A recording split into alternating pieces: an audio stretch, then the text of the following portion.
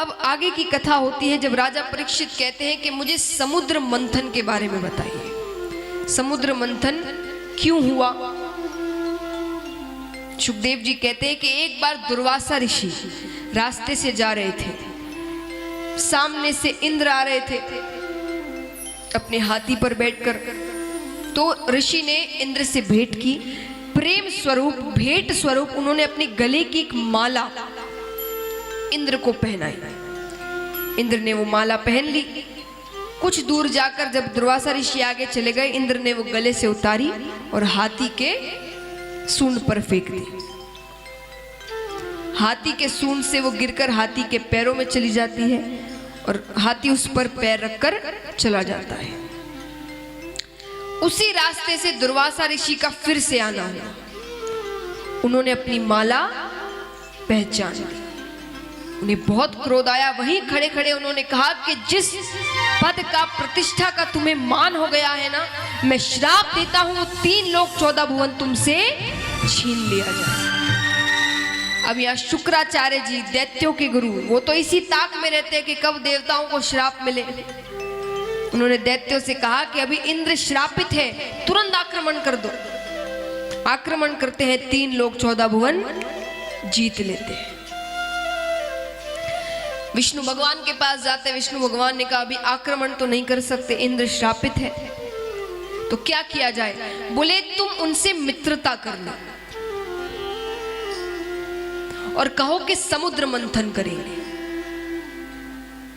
दैत्यों के पास पहले मित्रता की बात लेकर जाओ तो वो मानते नहीं, समुद्र मंथन कहो तो शुक्राचार्य जी मान जाते हैं, क्योंकि वो भी जानते थे कि समुद्र मंथन अकेले दैत्य नहीं कर सकते, ना अकेले देवता कर सकते हैं, दोनों को मिलना ही होगा।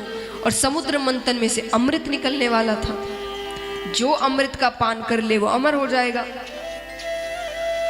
अच्छी बात है, दैत्य मान जाते हैं। अब मद्राचल पर्वत को बीच में रखा जाता है, बासुकी नाग को रस्सा बनाया जाता है। एक तरफ दैत्य सारे, एक तरफ सारे देवता। अब मंथन आरंभ करने वाले होते हैं कि मद्राचल पर्वत डूबने लगता है। तब ठाकुर जी ने कच्छप अवतार लिया, कछुए का अवतार, और अपनी पीठ पर वो मद्राचल पर्वत को रखते हैं। अब यहां भगवान ने देवताओं से कहा, भगवान ज्ञानी है, सयाने हैं, होशियार हैं, वो जानते हैं जो काम दिमाग से हो सकता है उसके लिए जबरदस्ती बल का प्रयोग करने की आवश्यकता नहीं है। अब भगवान जानते थे, उन्हें जो देवता थे उन्हें नाग के पीछे के हिस्से की तरफ खड़े करना था। अब ठाकुर जी जानते थे अगर मैं युद्ध करके कहूंगा कि मुझे करना है तो वो मानेंगे नहीं। तो ठाकुर जी ने कहा देवताओं से कि तुम जिद करना कि हमें नाग के मुख की तरफ रहना है। दैत्य मूर्ख है। देवताओं ने जिद की तो दैत्यों को लगा कि जरूर ये विष्णु बड़ा चालाक है, जरूर मुख के सामने रहने से कोई फायदा हो रहा होगा। तो दैत्यों ने कहा नहीं, अभी हम राजा हैं, हम मुख की ओर रहेंगे। भगवान ने कहा ठीक है, आप मुख की ओर रह लीजिए, हम पीछे चले जाते हैं। देवता पीछे चले जाते हैं। मंथन आरंभ होता है। आरंभ होते ही सबसे पहले नाग के मुख से विष निकलता है। उस विष से ही कितने दैत्य वहीं के वहीं मारे जाते हैं। अब बाकियों को जब समझ में आता है, बाकी पीछे हट जाते हैं। अब देखिए महाराज, समुद्र मंथन में जो भी चीजें निकलेगी सबको उपयोग में लाना होगा। उस समुद्र में नहीं जा सकती, आपको सबका उपयोग करना पड़ेगा। विष निकलता है और विष निकलता है, उसका विष का उपयोग कौन करे, कौन उसे पिए। तो विष्णु भगवान महादेव जी से कहते हैं, देवता महादेव जी के पास जाते हैं। पार्वती माता ने कहा महाराज ये देवता बड़े चालाक हैं, अरे इस विष से आपकी मृत्यु हो गई तो। महादेव जी ने कहा जग कल्याण के लिए मृत्यु हो भी जाए तो क्या दिक्कत है, जग की तो भलाई होगी। पार्वती माता समझ गई ऐसे तो महादेव जी मानने वाले नहीं है। पार्वती माता ने कहा अच्छा एक बात बताइए, आपके इस शरीर में मेरा स्थान कहाँ है, मैं कहाँ रहती हूँ। महादेव जी ने कहा आप हृदय में रहती हो? तो बोले वो विष गले से हृदय में भी उतरेगा? बोले हाँ हृदय में भी उतरेगा, कोई चीज खाई है तो वो हर जगह जाएगी। तो बोले तब तो मेरी भी मृत्यु हो जाएगी, आपके सर पर पत्नी हत्या का कलंक लगेगा। तब महादेव जी ने कहा कि मैं उसे गले से नीचे उतरने ही नहीं दूंगा। तब से उनका नाम पड़ा नीलकंठ। बोलो नीलकंठेश्वर महादेव की। तो महाराज पहले विष निकलता है, विष का पान महादेव जी करते हैं और मंथन किया जा रहा है। करते करते कई चीजें बाहर आती है। कामधेनु गाय आती है, उच्च श्रेवा घोड़ा आता है, कल्पतरु वृक्ष निकलता है, ऐरावत हाथी निकलता है। कोई ना कोई सब ले लेता है, कुछ दैत्य लेते हैं, कुछ देवता ले जाते हैं। फिर मंथन में लक्ष्मी माता निकलती है, हाथ में वरमाला लिए। अब सब यहां खड़े हो गए तैयार होकर कि किसके गले में वरमाला जाएगी। दैत्यों के सामने से निकलती है, सोचना ही नहीं है, दैत्य तो बहुत मूर्ख है, चली जाती है। देवता आते हैं, ज्ञानी है पर बहुत अहंकारी है, अभिमान बहुत है इनके अंदर अपने ज्ञान का, चली जाती है। ऋषिगण भी खड़े थे वहां पर, ऋषिगणों के सामने से जाती है, ज्ञानी है, अभिमानी भी नहीं है पर बहुत क्रोधी है, क्रोध बहुत जल्दी आता है, चली जाती है। फिर सामने विष्णु भगवान आते हैं, ज्ञानी है, बलशाली भी है, अभिमानी भी नहीं है, अहंकारी भी नहीं है, क्रोधी भी नहीं है। महाराज ज्ञान वही अच्छा जो आपको विनम्र बनाए। कई बार मैंने कई घरों में देखा है जहां बच्चे बहुत अच्छे होते हैं ना पढ़ाई में, उनकी कई गलतियां हम माफ कर देते हैं, उसके साथ तर्क भी देते हैं कि भाई ये पढ़ाई अच्छे से करता है ना, बाकी गलतियां ढक जाती है इसकी, पढ़ाई में तो एक नंबर है। वो ज्ञान कोई काम का नहीं, वो सिर्फ कुछ समय के लिए आपके बच्चे को ज्ञानी बना रहा है। जीवन का जो रास्ता होगा ना, जब उसे बाहर संसार में जाना होगा, तब वो ज्ञान काम नहीं आएगा और वो अहंकार या वो अभिमान उसे आगे जाने नहीं देगा। तो जो ज्ञान आपको अभिमानी बना दे वो ज्ञान कोई काम का नहीं। कहते हैं कि विद्या ददाति विनयम, विद्या वही अच्छी जो आपको विनय प्रदान करे, आपको विनम्र बनाए। विद्या ददाति विनयम विनयाति पात्रतम, विनम्र होंगे तो हम अच्छे पात्र बनेंगे। विनम्र यानी हर चीज में हम शांत रहेंगे, किसी की अवस्था को समझेंगे, बात को सुनेंगे, ज्ञान लेंगे, खुद कहते नहीं जाएंगे, तो इससे आप अच्छे पात्र बनेंगे। तो विद्या ददाति विनयम विनयाति पात्रतम पात्रादि धनम, अच्छे पात्र होंगे, अच्छे कार्य करेंगे तो धन अपने आप आएगा, धन के पीछे भागने की जरूरत नहीं है। अच्छे कार्य करो, धन भी आपके पास आएगा, जितना चाहिए उतना धन आएगा, अच्छे कार्य करते रहो। तो पात्रादि धनम धनादि धर्मम, धन आएगा तो उस धन का भी दुरुपयोग नहीं करना है, उसे धर्म के कार्यों में लगाओ। और धर्मादि जयम, और धर्म के कार्यों में अगर आप अच्छे कार्य कर रहे हैं, धर्म को आगे बढ़ा रहे हैं, तो आपकी जय जयकार ना हो ऐसा हो नहीं सकता। तो ये सारी चीजें जिनमें थी वो सिर्फ और सिर्फ विष्णु भगवान थे। लक्ष्मी माता ने उनके गले में वरमाला डाल दी। यहाँ विष्णु भगवान लक्ष्मी माता का विवाह हो जाता है। अब मंथन करके अमृत निकलता है,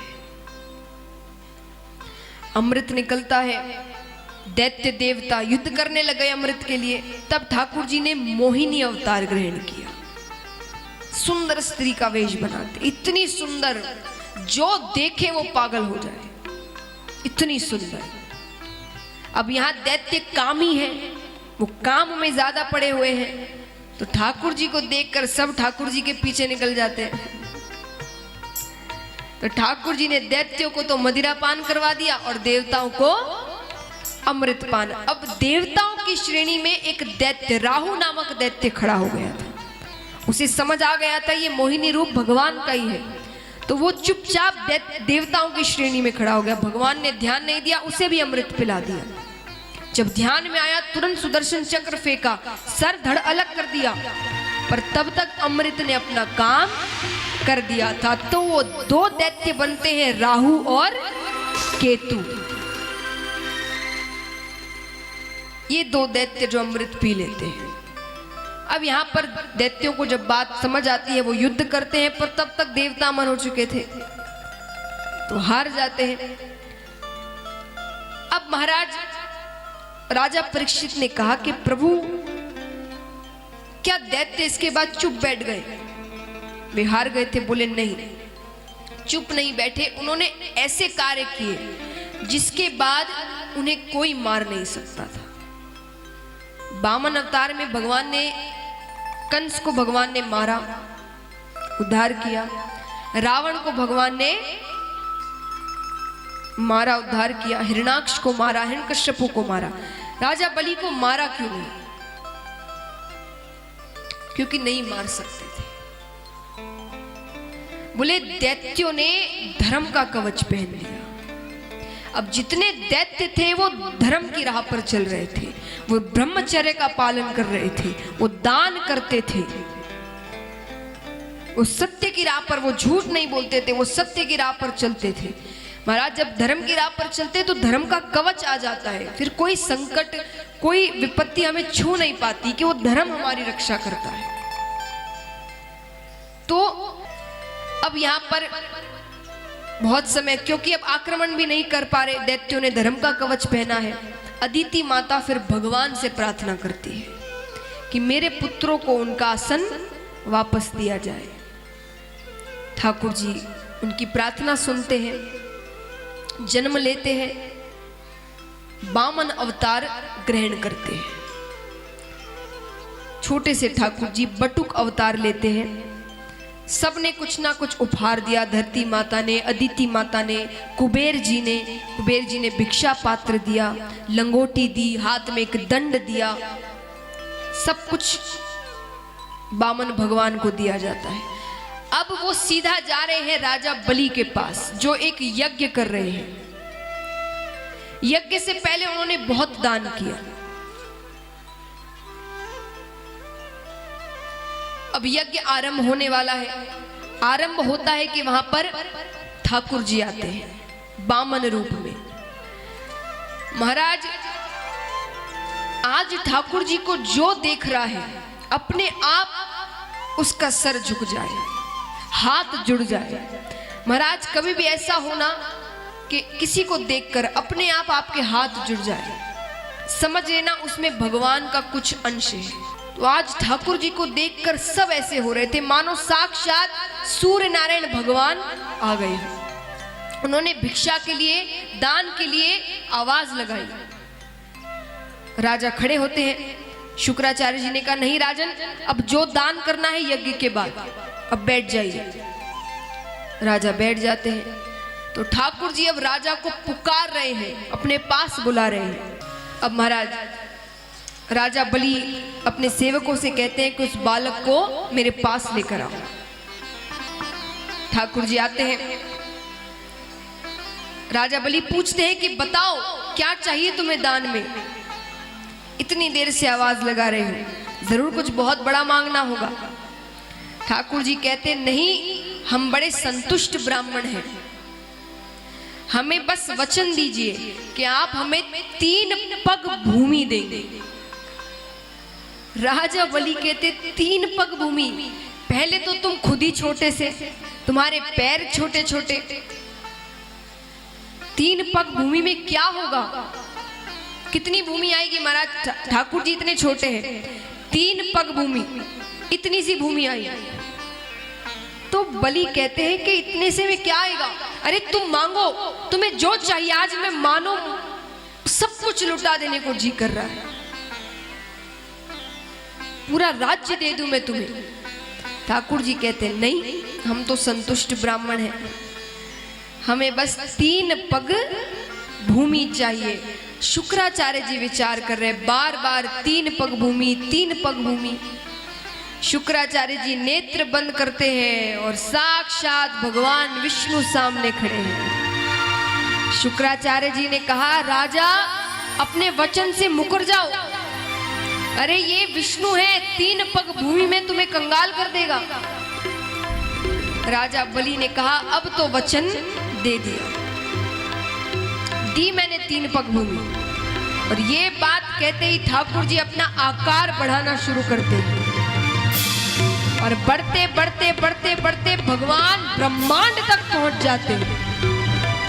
अब ब्रह्मांड पर पहुंचने के बाद पहला पैर रखते हैं, पूरी पृथ्वी नाप लेते हैं। दूसरा पैर रखते हैं, पूरा ब्रह्मांड नाप लेते हैं। अब क्या बचा? कुछ नहीं बचा। ठाकुर जी कहते, राजन अब तीसरा पैर कहाँ रखूं? राजा ने कहा, प्रभु एक बात बताइए, दान बड़ा कि दानी बड़ा?